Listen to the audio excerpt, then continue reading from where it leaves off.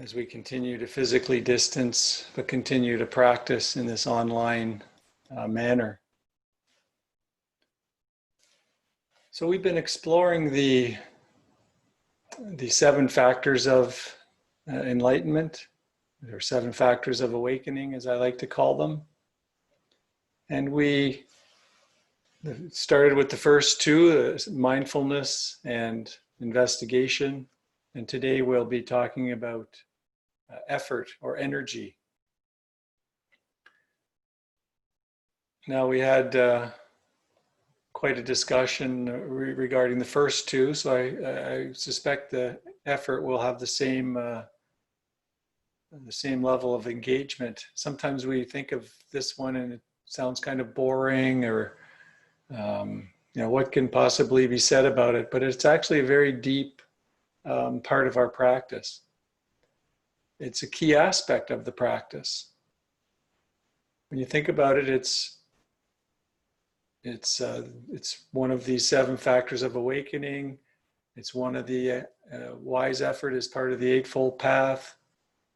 Effort is one of the 5 spiritual faculties. It's one of the 10 paramitas. It's one of the 5 powers. So it's one of those elements of practice that's on so many of the Buddha's models of practice. So it's very prominent in his detailing of this practice. The Pali word, Pali being the language that this was the Buddha's early teachings were written down in, it's viriha. And it gets translated as, viriha gets translated as energy or effort, persistence, vigor, exertion, diligence. Those are all words that are used. The ones we hear most often are energy and effort. So it's really that energetic effort or energetic capacity to do, for something to happen. This capacity, it takes some energy for us to engage in the practice, some persistence. And we'll find that it also shifts with our practice. The type of effort we apply, the nuances of the effort that we apply shifts as we evolve through our practice. It shifts with the insights that we have during over the years, and we start to discover it's kind of an art, although this practice is very much a science of the mind and understanding and training the mind. This part is really more of an art that as I've discovered it. It's this kind of fine-tuning or balancing. It's kind of like, where do you turn the dial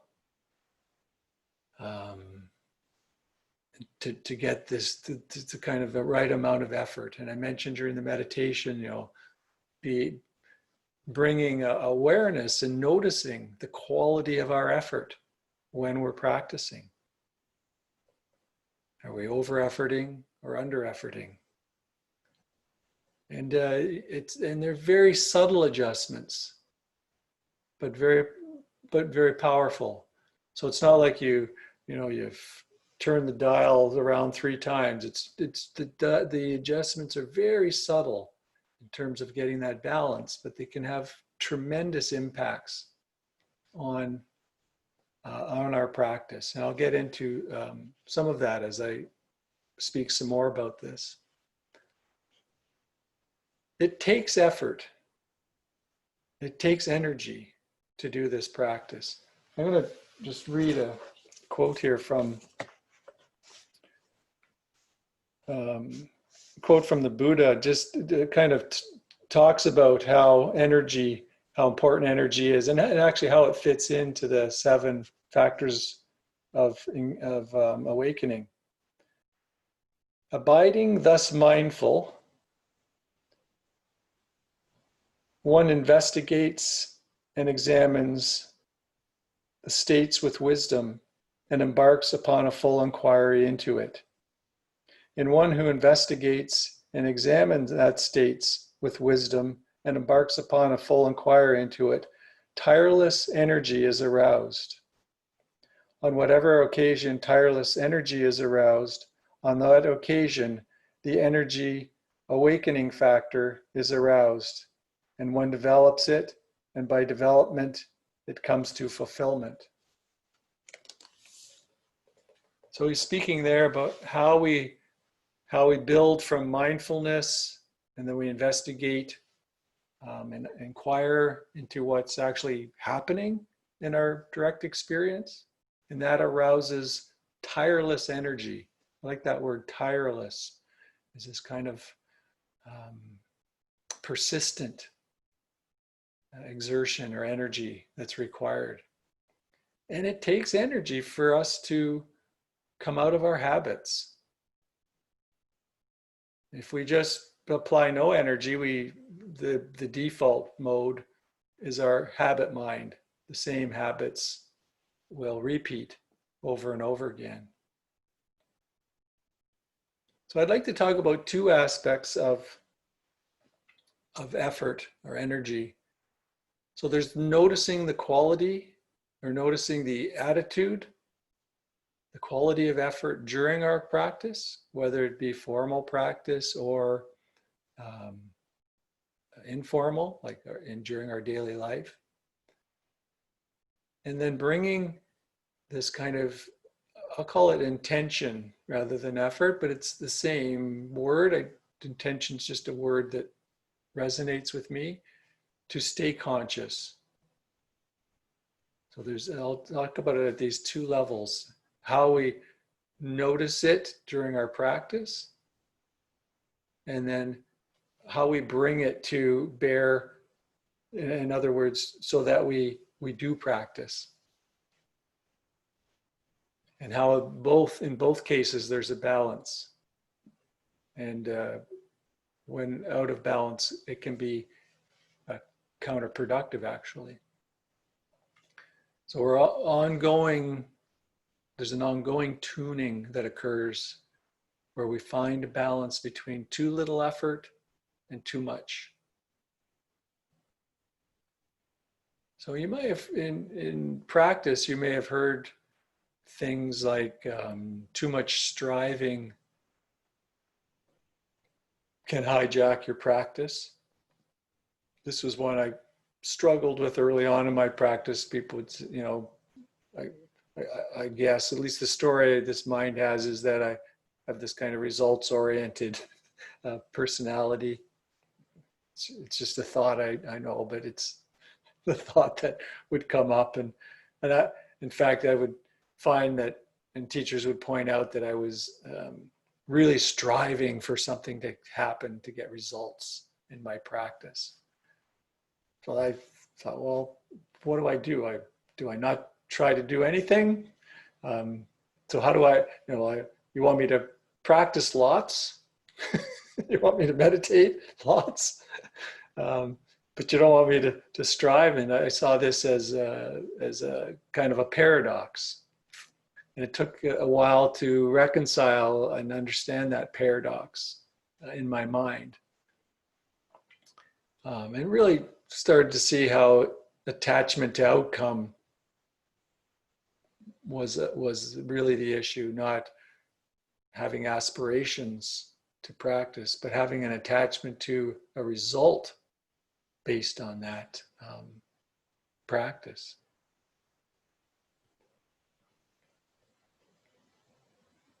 And kind of a realization too that how could striving and struggle result in ease and peace? When I say it out loud, it sounds obvious. How could this kind of striving and trying and struggling result in this ease and peace that is spoken about in the practice? I often think of the the Dalai Lama in terms of his practice, the strength and the courage that he brings to the practice. You know, the strength keeps us practicing and developing wholesome mind states. So it keeps us practicing it. And the courage part allows us to rise to meet the challenges and face difficulties rather than backing away from them, which could be our default mode, is backing away when difficulties arise. And the Dalai Lama's strength of practice is tremendous. I mean, I think I've been saying he practices for 4 hours a day, and I was recently corrected. It's more like 5.5 hours every morning that he gets up and starts practicing, you know, early in the morning, what I would call the middle of the night, and engages in a variety of practices, meditation, movement practice, and so forth, contemplation.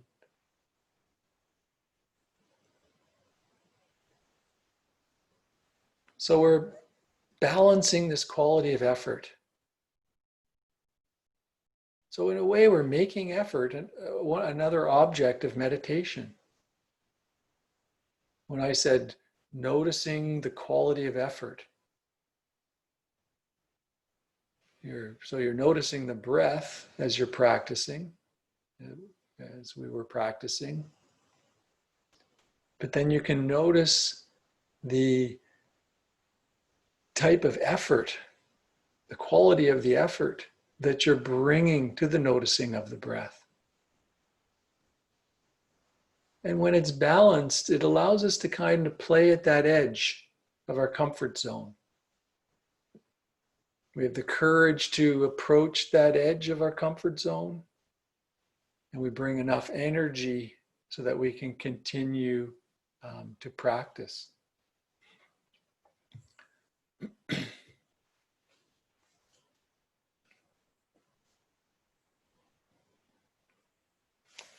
Got a quote here, I'll read.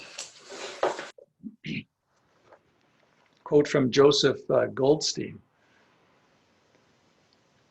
We have to pay attention to how we're applying this quality of viriha in the moment. If we're too tight, we need to relax, we need to soften, we need to open up. It's also possible to be too loose, where we're not arousing enough effort. We're not arousing this quality. And then we're just sitting back in the name of relaxation, and the mind is wandering off and not paying attention at all. That's when we need to tighten the strings a little bit. So not too loose, not too tight. So it's like tuning an instrument, if that analogy helps you. There's a dialogue with Sona, one of the followers of the Buddha, and he was asking about effort. And he said, when the strings of your instrument are too tight, is it in tune and playable? He says, no. When the strings of your instrument are too loose, is it in tune and playable? And he says, no. And what do you think when the strings of your instrument are neither too tight nor too loose, but tuned to be right on pitch? Is it in tune and playable? The answer is yes. In the same way, Sona, over-aroused effort leads to restlessness. Overly slack effort leads to laziness. Thus, you should determine the right pitch for your effort. Attune the pitch to the 5 faculties, and pick up your theme or your meditation. So really finding this balance like you would tune an instrument. So again, for me, conjures up that image of an art more of an art than a scientific investigation. And grasping this kind of notion can really be a turning point in our practice. And also grasping the balance between, applying some effort, so we're purposeful, but also allowing and surrendering to what is unfolding and what is happening moment to moment. Because we talk about, being with what's happening moment to moment. But we're also bringing some effort into how we're with what's unfolding. So we're not trying to change what's happening. We're just bringing this energy so that we remain conscious to what's happening. That we don't kind of go off into, to planning and thinking and mode, but we're present and with what is arising. So we're bringing awareness to this quality in our meditation. So effort's not just a means, it's also a source of understanding. We can learn a lot about how we're practicing by bringing awareness to our level of effort, the quality of our effort. For example, if you're bringing attention to the breath, there's different levels that we can connect with the experience. We can connect with kind of it as in a general sense, the breathing process. So you're breathing. That's one kind of level of a connection. You can be aware of the sense of some flow of sensations. Be aware also of very specific sensations within that flow. The touch, chest rising, air at the back of the throat, and so on. It can get very deep. We can start to notice what we call the breath is actually flow of microscopic sensations.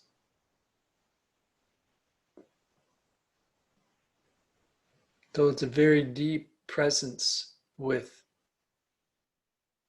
our connection to the experience of breathing. And now we can also turn our attention to the nuances of our effort. How am I making effort? What is the quality of the effort? So here we're also paying attention to the attitude in the mind while we're present with the breath. Sayadaw U Tejaniya, and I'll read a quote from him. He's a Burmese or Myanmar teacher who's actually had some significant influence, I would say, recently in Western, North American and European Dharma circles. The retreat I just did with Rebecca Bradshaw, Gregory Scarf, and Tere Usala was, you could see the influence of Sayadaw U Tejaniya. In fact, I'm doing just a bit of a tangent, but a retreat this weekend starts tomorrow evening, and then Saturday and Sunday it's another online retreat with Carol Wilson. If any of you have followed her teachings, either been to a retreat or listened to her talks, she's a tremendous teacher. I've been trying to get into her retreats, but they tend to fill up, and I'm not quick enough. So the online ones seem to not fill up quite as quick. So it looks like it could be a nice experience. So it's a two days really, Saturday and Sunday. Well, here's Sayadaw U Tejaniya's quote. You do not need strong effort to be mindful. When we are present, we become aware of what is arising.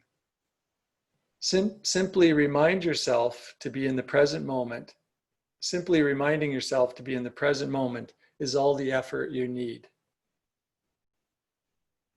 You do not need strong effort to be mindful. When we are present, we become aware of what is arising. Simply reminding yourself to be in the present moment is all the effort you need.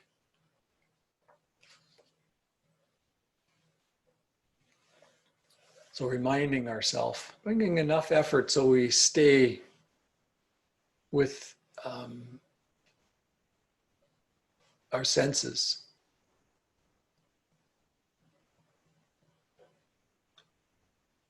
Perhaps noticing if we're trying to control what's arising. And this can be very subtle. Notice if you're trying to control the breath. Is there any preconception about what a good breath is? Again, this can be very subtle. You can perhaps notice the breath might change when you bring attention to it. You might start to breathe in different ways and think that a deep breath is perhaps better than a short breath. Perhaps you're not feeling the breath in the belly. There might be some notion that, well, it's better if it's a deep belly breath. I've heard that that's a good breath. When in fact, the practice is just being present with whatever the breath is in that moment. We're not trying to control it. So, Sayadaw is pointing to that aspect of just enough effort, strong enough effort to be mindful and to remember to be mindful. With breathing, again, you notice if you're rushing the pauses between the breath. This is something I noticed in my practice. I was present with the breath and wanted to get, because I'm mindful of breathing, so I wanted to get, to the next breath. And of course, there's these wonderful pauses where really a sense of calm actually fills those spaces between the breaths. So notice if you're rushing the pause. Are you present with that pause? So this notion of non-interference, strong enough effort to be mindful. There's a Taoist quote, sitting quietly, doing nothing, spring comes and the grass grows by itself.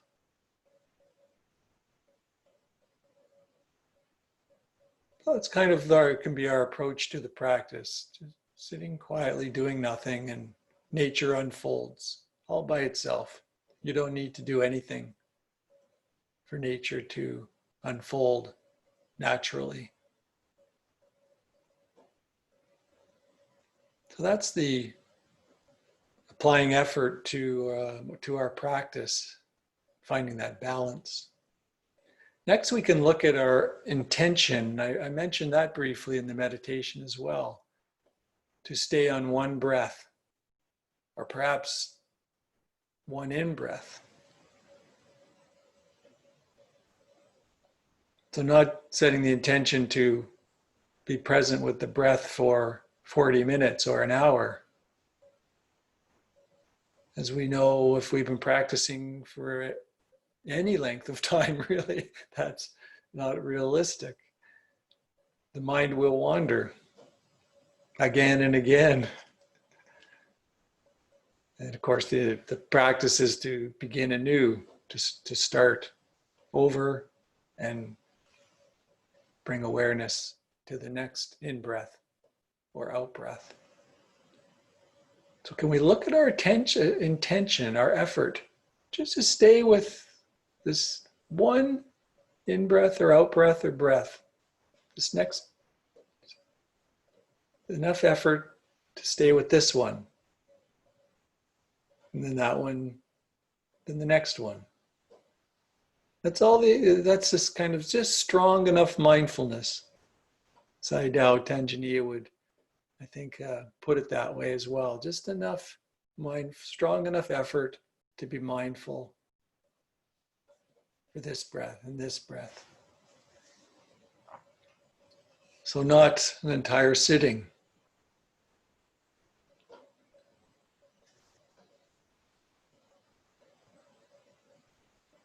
I've taught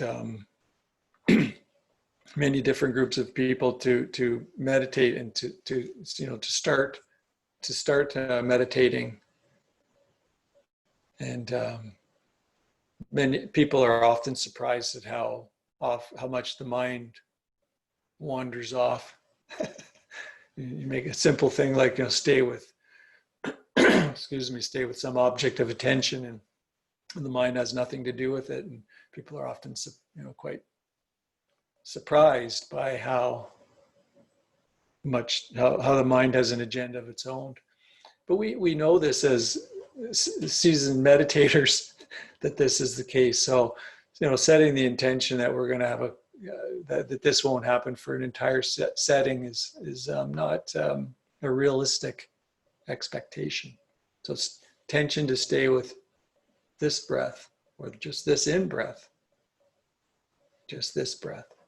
So it's a steadiness of attention and fullness of attention that we're building a habit towards.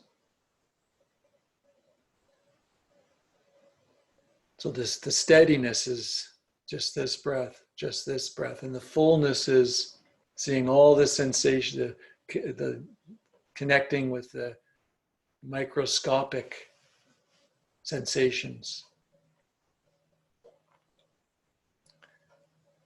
Now, I mentioned what I sometimes call parallel track, noticing if you're in a parallel track meditation.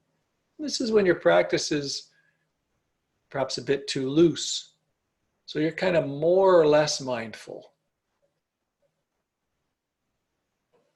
Joseph Goldstein, I think, coined that phrase to describe this meditative ailment, this meditative disease called, I believe he coined more or less mindful. You're kind of there, but you're not fully there. Or you're aware, but at the same time, the mind is thinking. Right? We've all had this experience where, you're just, there's kind of two parallel tracks, awareness of the breath or whatever the object might, and the mind is kind of doing its own thing in the background. And it's very easy for this to go unnoticed in our practice. So we can become aware of this also arising. And if we notice this in our practice, we can perhaps just turn up the dial a little bit on the energy and the effort that we're applying to have that steadiness of attention on the object of meditation. So turning up the dial on intentionality at the beginning of each breath. This is something I'm, been playing with for a long time in my practice, is just bringing that level of intentionality to that minute level of the practice to each breath or each in-breath. And noticing if I go into a kind of that parallel track, mindfulness or more or less mindful. And we can apply this to anything, not just the breath, anything in our practice, walking meditation, choiceless awareness, any of those practices, we can apply this notion of setting the dial of intentionality to be with the practice at that minute level.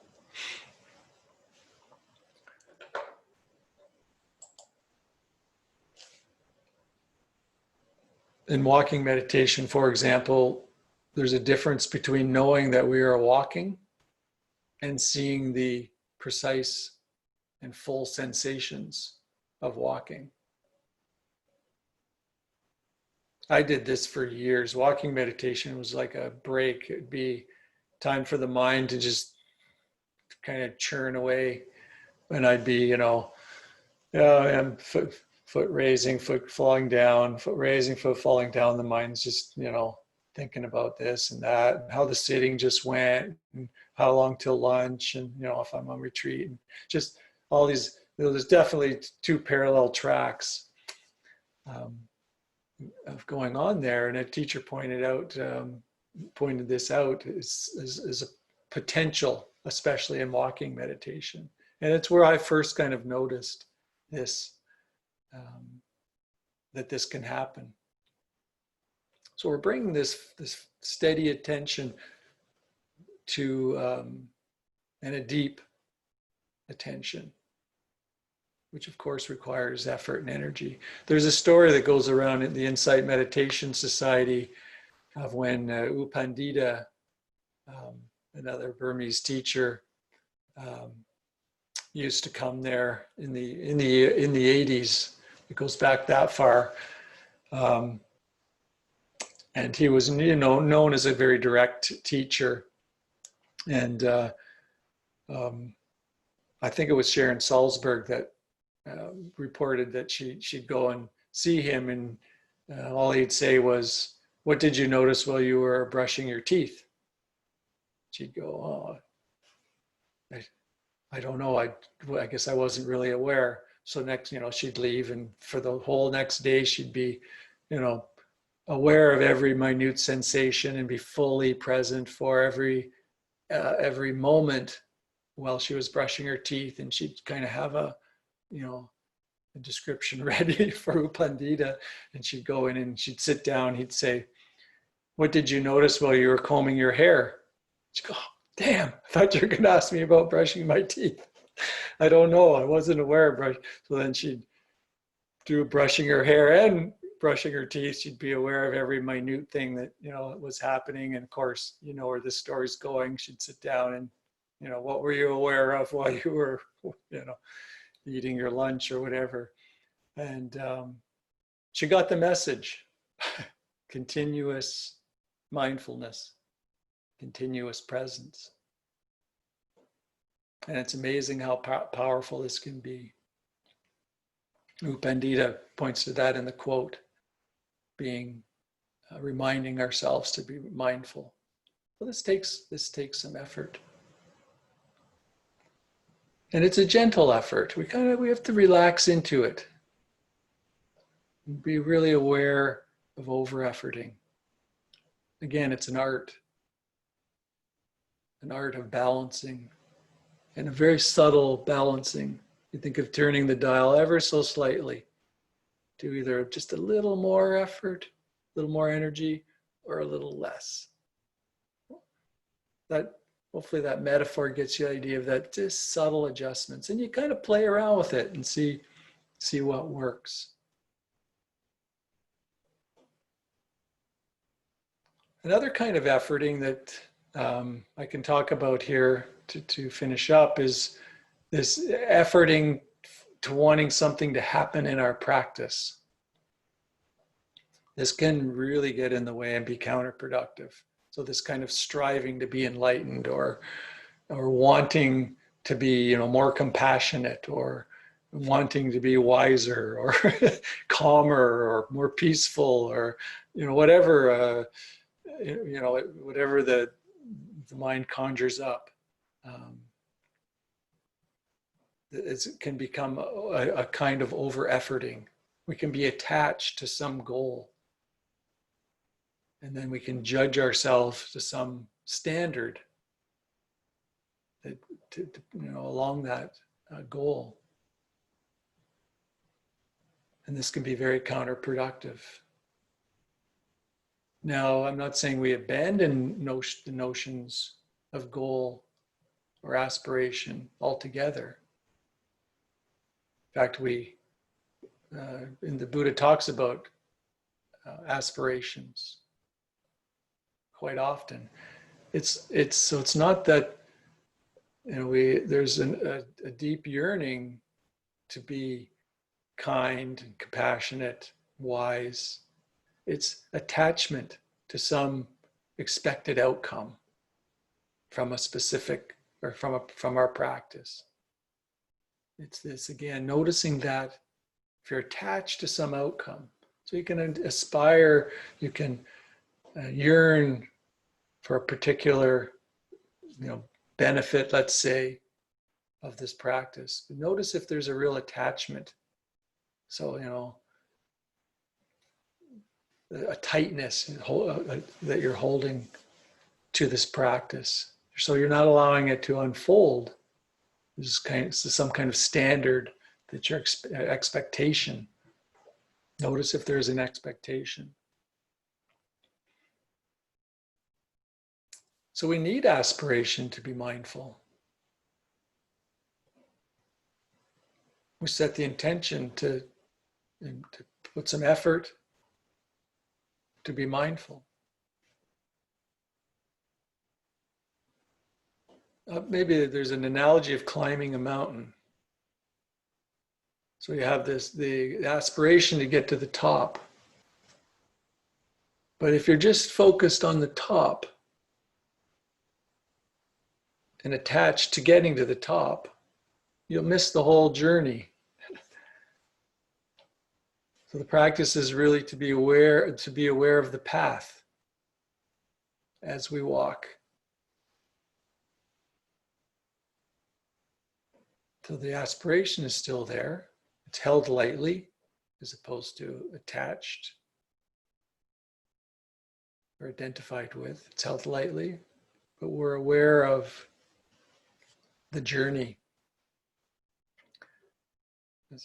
as opposed to being attached to some outcome.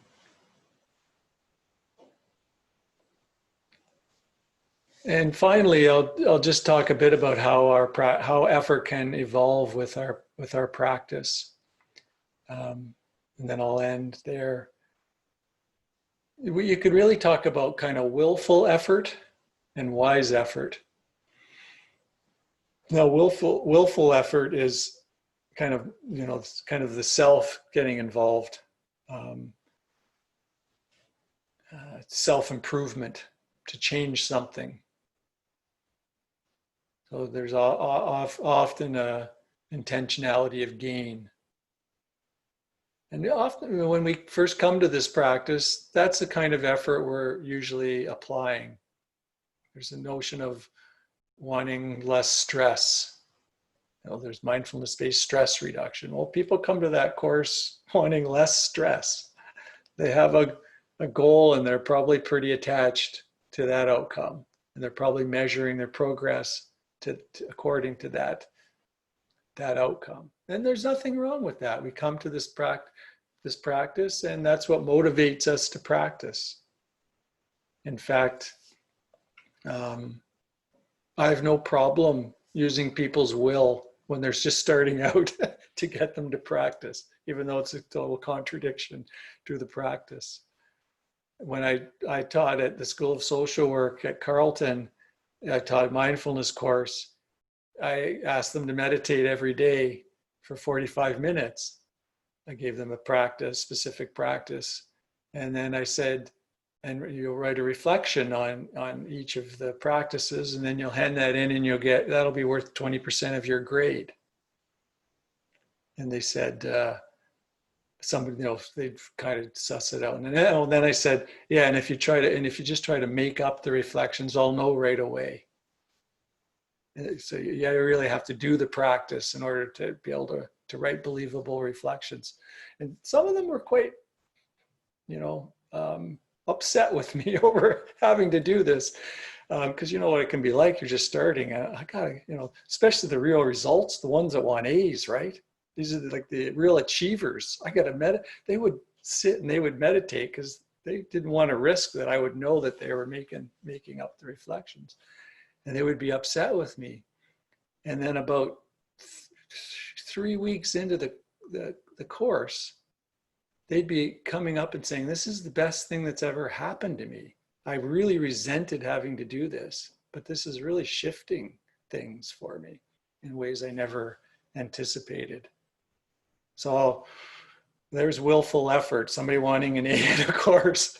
Of course, it got them through to a point where they realized, wow, this is a very useful practice. And then, of course, wise effort can start to come, and probably a more gentle effort can start to arise. So with wise effort, we start to see the limitations of willful effort or self-effort. We begin to just notice and observe what is arising based on wise view. Perhaps we start to see the emptiness of self altogether as we begin to inquire. We begin inquiry that threatens this sense of self as we look for what is true. And this is where a wise effort really takes over, and this is what I'm talking about with the balancing of effort in our practice. It's really this notion of wise effort, not a willful effort or a self-efforting. And of course, this can evolve into effortless effort, where we're just abiding in a sense of being and awareness and stillness, equanimity. And we'll find that as we build our momentum in our mindfulness, that it becomes effortless. It becomes a habit of mind. When it becomes a habit of mind, it becomes effortless effort. Mindfulness has enough momentum that it just builds upon itself. So I'll end it there. I'll unmute folks and then open it up for any questions, comment about that talk or about anything else.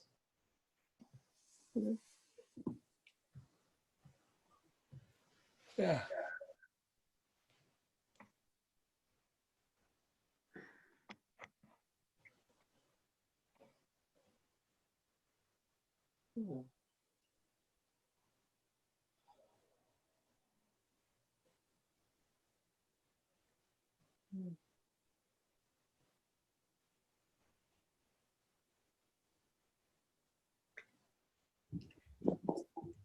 Well, I'd be curious. We start with this and then we finish with this, putting our hands in namaste. I'd be curious how effort, if you practice noticing effort, the quality of effort in your practice, or if you've had the experience of more or less. I saw a few heads nod when I talked about more or less mindfulness or parallel track mindfulness. I have a question. Yes. How do you think having gentle meditative music in the background when one is meditating? I find it much easier if we have very gentle music. Time passes faster. I'm more relaxed. But I know some people feel it is a distraction from the effort. Yeah. So,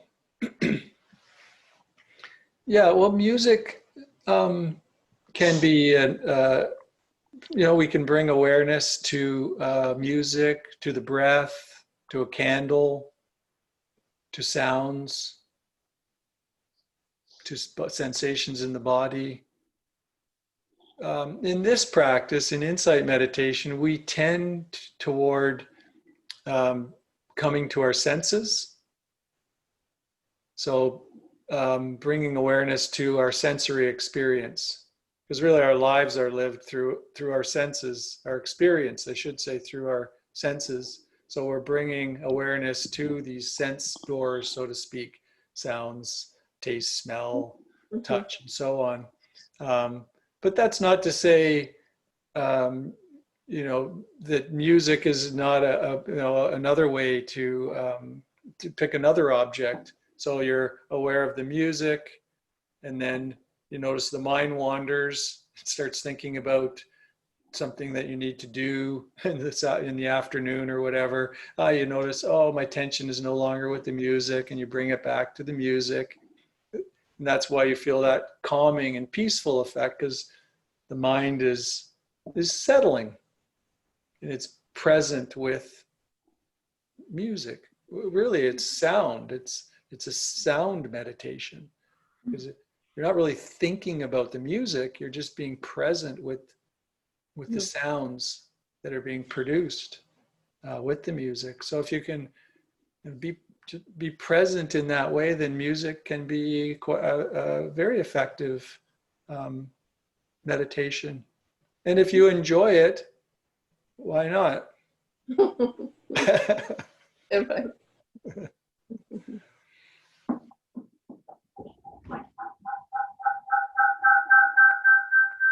I find when I focus on effort, even if it's gentle effort, there's a very easy tendency, at least for me, to turn it into an objective and then start being judgmental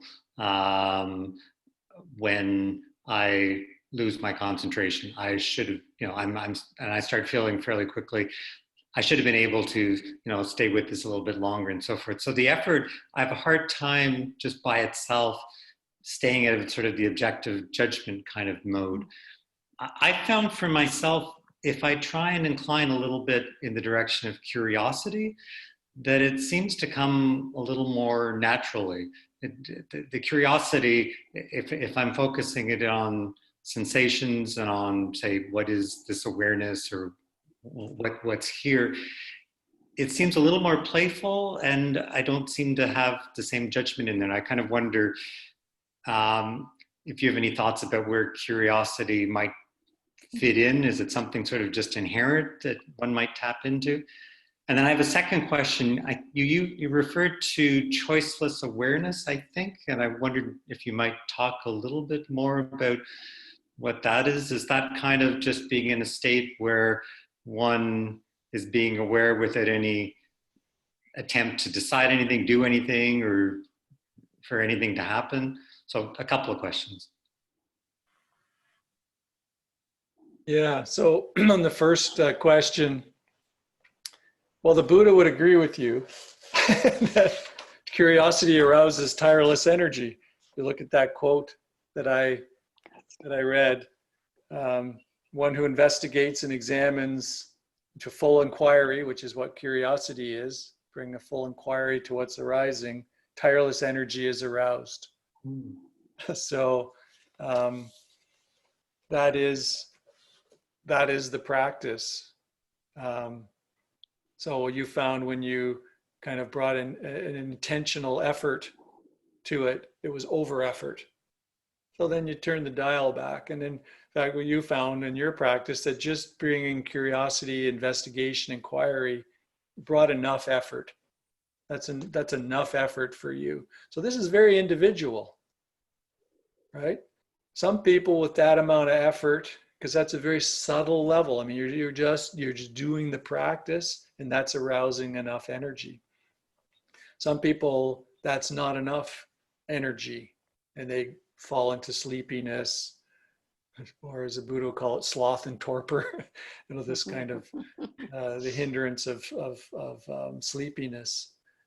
So that those folks would need to dial up the energy a little bit, dial up the effort to stay present and fully present with the object. So it's very individual. I'm glad you asked that, because that's crucial to know. It's a very individual. That's probably what I meant when I said it's more of an art than a science. I can't say, this is how you do it. You kind of play with it and say, okay, I turned up the dial. It feels tight, like I'm straining. So I'll turn it down a bit. And the very, very, again, very subtle movements. in that tuning process. But like when you tune an instrument, they're very subtle movements. You don't crank the string around 3 turns, right? It's just a very subtle little movement to get the effort, the tightness of that instrument string just right.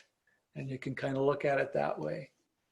In terms of, you know what, choiceless awareness might be a good topic for the next talk, because I spoke a lot about being aware of specific objects, the breath, sounds today. Choiceless awareness, as you alluded to, is open presence. It's just sitting and allowing whatever arises to the sense doors to be noticed, right? So you sit and you go, there's the breath, there's the sound, body sensation in the knee. Oh, there's a thought, there it goes. So you just notice the arising and passing of whatever comes into awareness to arise, and then just be. That's choiceless. So there's no choice in terms of what you're applying awareness to. You haven't said, okay, I'm going to follow the breath for this practice. It's whatever arises. You could still use the breath as an anchor. So I won't go into details because I think it would be a good talk for next week to kind of build on, because we've kind of done mindfulness, investigation or curiosity, and effort, and how those would all apply, all 3 of those would apply in open awareness, I think would be very useful. And that's the type of meditation that I practice most commonly, is choiceless awareness, or open presence.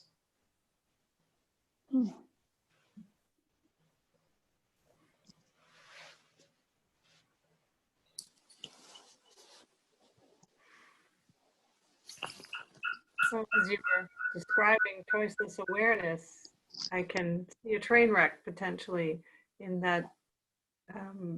So it seems like the opposite of what, when we're trying to slow the mind down or be mindful, it helps to have something to focus on, and to effectively, by default, or by the result of which is that everything else is sort of in the background. Now, if we let everything in, can that not lead to overstimulation and again, a ratcheting up of the busyness of the mind? How do you avoid that?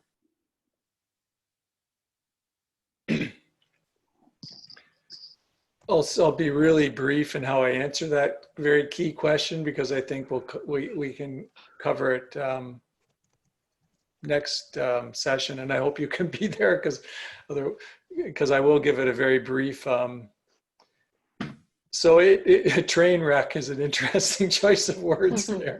It can be it can seem like a train wreck, I guess, at times.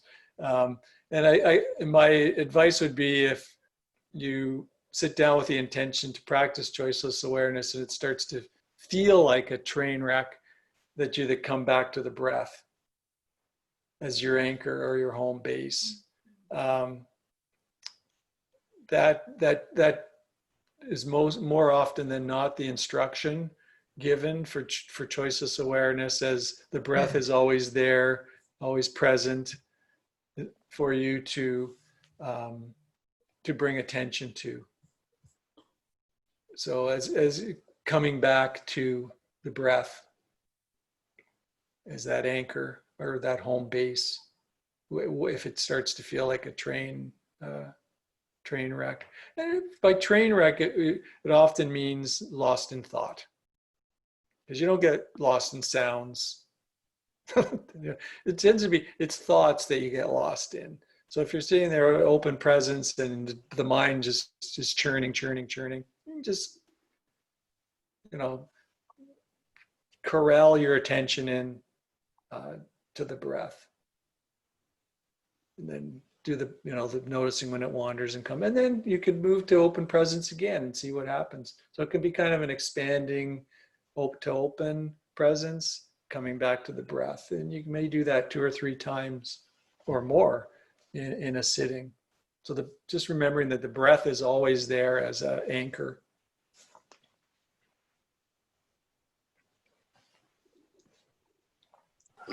Stephen, can you comment on what you were saying about the difference between, or the similarity with intention and effort?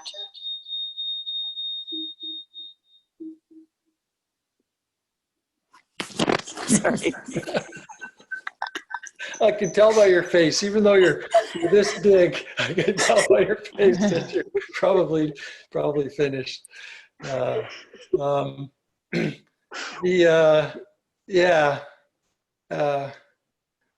What was the question again? The intention and effort. Oh, I've never intention, heard them right. conflated Right. before. Okay. Yeah, no, they're the same. I mean the same thing. Your intention, I guess, is a word. Because we hear often in this practice, setting the intention. It's kind of like, I'm going to be present for, I'm going to set the intention to be present with the breath for the sitting. But effort it's the same word. I mean, you're going to effort to be present. So I would say they're synonymous. It's just the word intention just resonates. They're synonymous in the context that I'm speaking of. Not always synonymous in the teachings.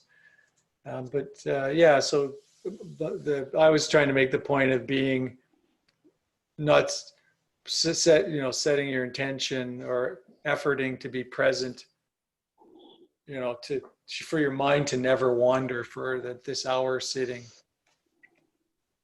but to make it more, for one breath or one in breath even, and then then the next one.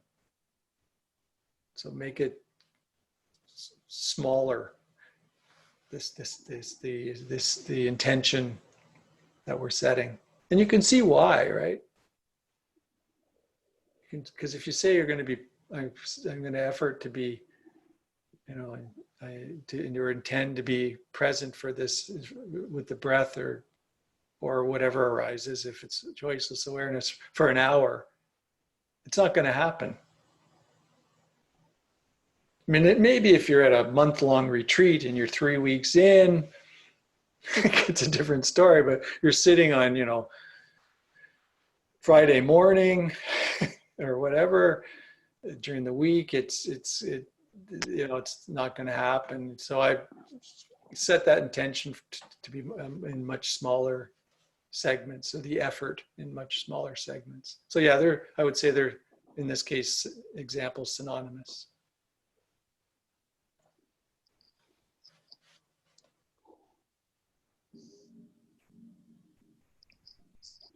Hi, Steve. I've been trying to bring the practice to my everyday life. And so one of the things I do is I practice guitar, and I'm doing, these modes and scales and these fingering patterns, and I try to do it mindfully. And even in those kinds of things where I have to engage my fingers and both my hands with the guitar in my lap, my mind wanders. And as soon as my mind wanders, I screw up. It's really quite quickly how fast you'll lose your ability to stay concentrated, and that to me has been a real sort of eye opener, in which I have to kind of get back to that sort of focus on what I'm doing, in a mindful way, because as soon as I'll be thinking about all sorts of things and then invariably there's a mistake that happens, and that's really kind of a fascinating thing for me, because I never even thought that my mind can wander when I'm in the act, in a physical act, and not just because the act of sitting, and it's easy for the mind to wander. I just never thought other places that my mind would wander. Even I guess sometimes cooking is the same thing, where my mind wanders as I'm cutting something, and I'm going, oh, I'm gonna cut my finger if I don't, if I don't remain present, so it's kind of sort of fascinating how in other aspects of your life, if you're not mindful, if you're not, in the moment and concentrating, that you lose it.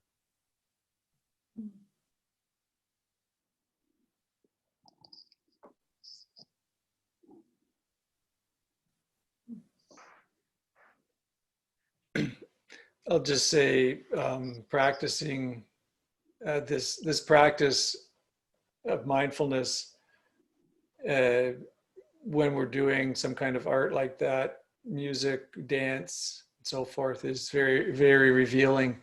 And as you pointed out, when we're in flow or presence, it's a very different experience, and what gets produced is very different than when we have parallel track mindfulness. We're playing the instrument. I play the trombone, and the similar kind of experience with it.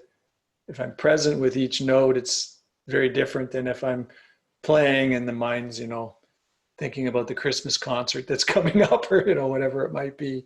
Am I better than this guy beside me, or why am I not first trombonist, or whatever it might, whatever it might be, the mind will start, the ego will start conjuring up thoughts. So it's that's what we're noticing. That is the practice. Noticing the difference. Yeah. And then bringing your attention back to whatever the act of playing the instrument. For me, it's a lot of it's on the sensation of the lips on the mouthpiece, because that's in a trombone. That's what produces so much of the note. It's not just push a key and you get the note. You have to change your embouchure to get different notes. The slide does some of the work, but the embouchure does so much of it. So that's where I would bring my attention, where I do bring when I'm playing. Yeah, it's fun to play around with that kind of stuff. Dance is another one. Mindful movement, yoga, Tai Chi, Qigong, all wonderful types of practices to bring mindfulness, intentionally, purposefully bring mindfulness to it.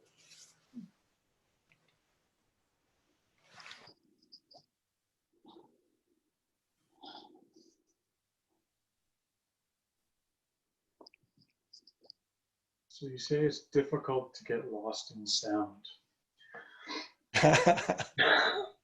I find myself so averse to using sound because so much of me wants to identify and pick, oh, that's a car that's driving down the street.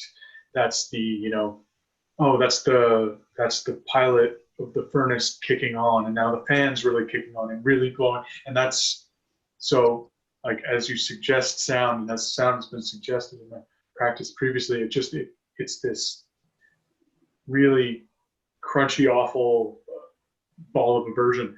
And so my question is, can you offer more than just no sound is sound? Can you expand on that a little?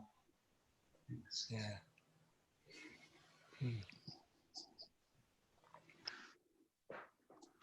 It's this notion of bringing bare attention to the sensory experience. Sound being one of the senses.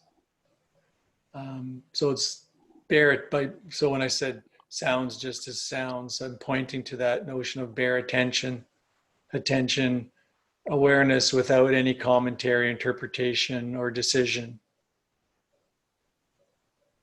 And what you were talking about was a lot of commentary, right? The sound, and then that's a car. I wonder what kind of sounds like this kind of car, and wouldn't it be neat to have this kind of car? So your thoughts take over, and that's fine. That's what happens. again and again with this practice. It's just noticing that and coming back. So yeah, and it's no different than when we bring attention to the breath. It's just another object or body sensations. It's just the bare attention to that sensory experience, bare of any interpretation, commentary, or decision. And when commentary, interpretation, or decision arise, notice that that's happened, and then gently but firmly bring your attention back to the bare sensory experience. Sounds just as sounds. And if you find it very challenging to practice with sounds, something fun to play with. If lots of commentary comes up, then there's lots. Oh, I use this analogy. I mean, maybe it's hokey. I don't know, but it's like building a bicep. You do curls with weights.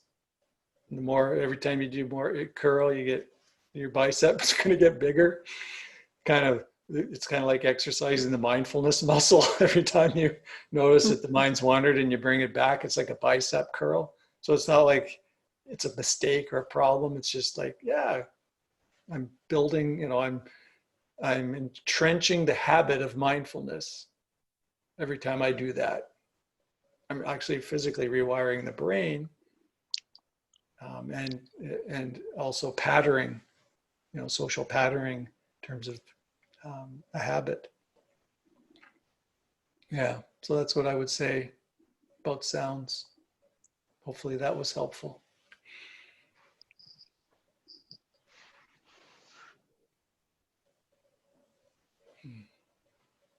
I have a question about bringing your mind back when it wanders, because I hear often like gently but firmly, and so I find during meditation the first time that my mind wanders and I'm like, okay, Danielle, it's fine, just bring it back, just bring it back.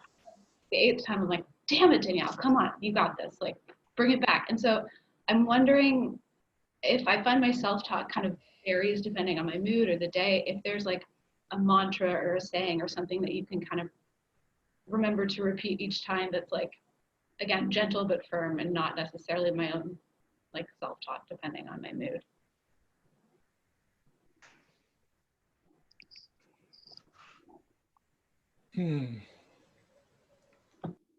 Yeah. So, yeah, this self-talk, of course, is just more thoughts. One thing, a couple of things with thoughts that I found useful. One is noting. So noting the type of thoughts. So planning, or the story, mother story, the boss story. Because we start to notice that we have kind of like a top 5 or 6 tunes that tend to come up. And if you kind of notice them, give them a little label. Oh, there's the so-and-so story. They start to lose some of their juice because they're just there it is again. There it is again.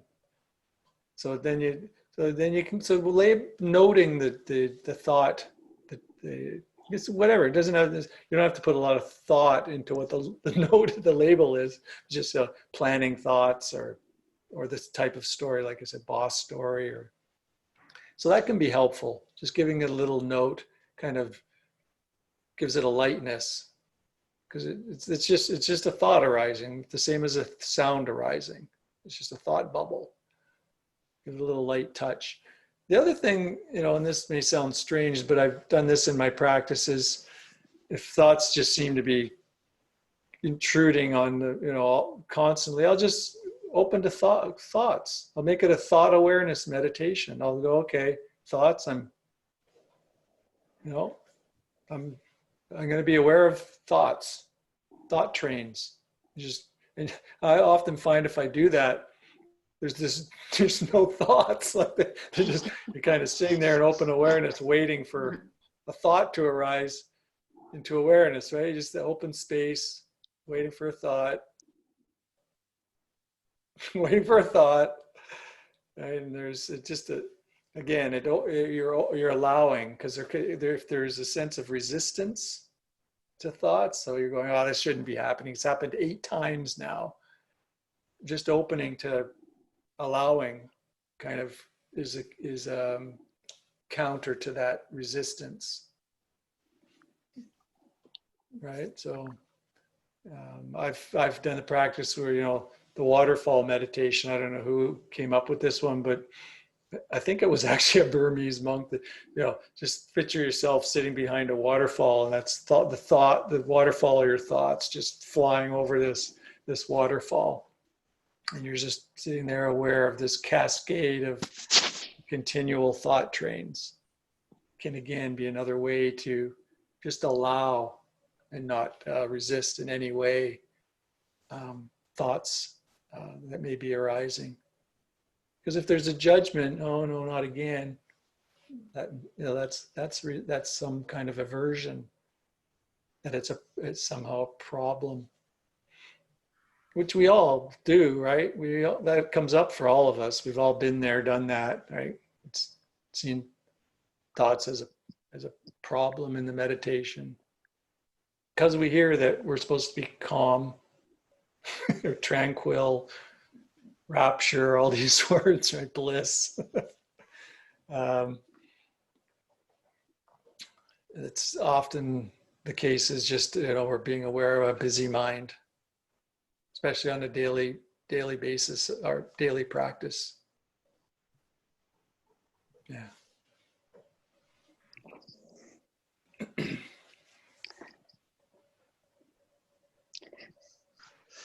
I just want to say that this discussion has been really good for me, because usually I think of the thought train as being, oh no, I've failed again, you know, another bad meditation. And just nice to see it in a totally different context. Some of these ideas I've heard before, but it's just really good to have them reinforced, and to look upon the lost in thought as just something else that comes up in meditation. So it's been great.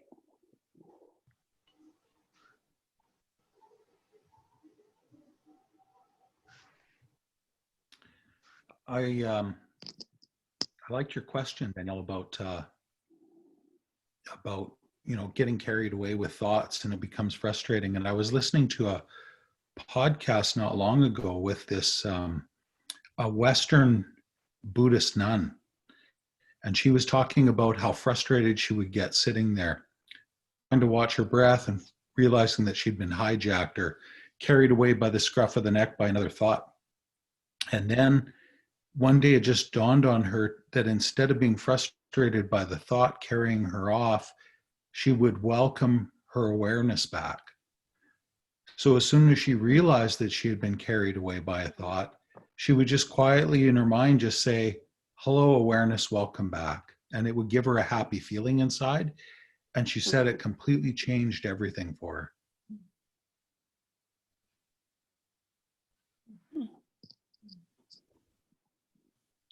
Yeah, that's beautiful. By the way, that's Terry. I don't know, Terry, have you ever been to our live group? Like a face to face? A few times. I just lived Okay. a long way away. Yeah. Okay, everybody, I don't know if people, I think because everybody else kind of knows each other more or less, but Terry did a course with me back years ago. So it's good to see you. That's a beautiful way of kind of turning the self-judgment on its head, you know. Adyashanti does a similar thing. He says, you know, when you notice the mind has wandered, that is like a blessing.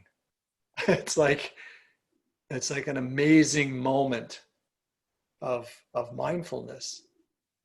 You know, like it's almost like a divine moment that awareness has just arisen to see that this has occurred, and then you can now, as you said, welcome awareness, hello awareness, welcome back.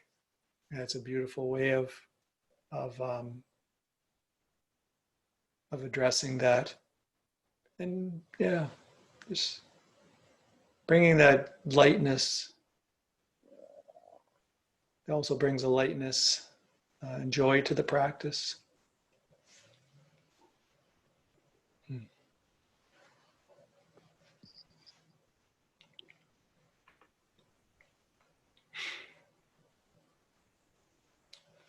So I think I'll end it here. We went lots of questions, which is great. I love it, but also cognizant of the time for folks. And I think, the next factor of mindfulness is